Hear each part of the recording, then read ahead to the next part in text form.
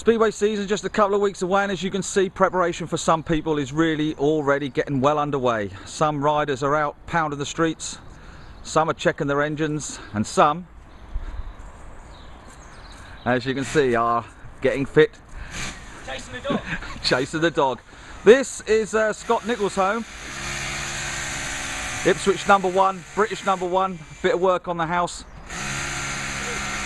And we'll be having a chat with him soon as he prepares for the new season.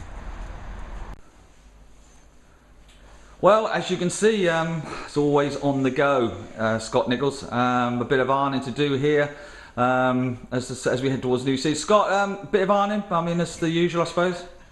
Yeah, well, Sophie's going to murder me for this because I never actually touch an iron normally, but I heard you come round, so I thought I better look good. Oh, that's nice. That's nice to see, and I'm sure the Ipswich fans will be pleased to see them. There's a Kevlar's down there, or they... No jeans. No, just a bit of jeans, that's yeah, right. Yeah. So back to the Speedway then, the Sky. I mean, it's nice, like I said, a nice bit of housework. But the team from next season, or this season ahead, Danny King, Oliver Allen, obviously yourselves, and quite a few Brits back in the Ipswich side.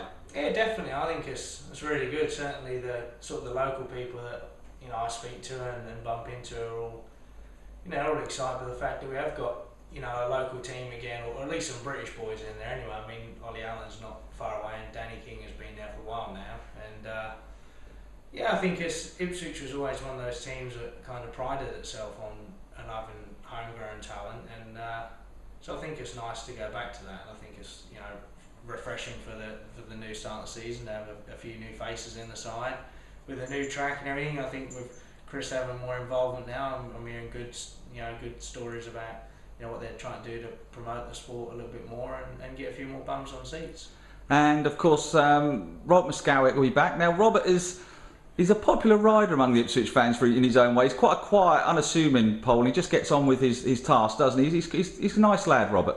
Yeah, he is, and I think when he came back last year, there was a lot of doubters, and to be fair, I was one that wasn't 100% sure, and obviously a big point as well was the fact that sadly it was Lee Lanham, a real local lad, that was left out the side for Robert to come in. But credit where credit's due, he came in and done a fantastic job and rode exceptionally well. So I think if Robert can come in and at least maintain that form, then we're in a very good position with him coming in on that sort of form.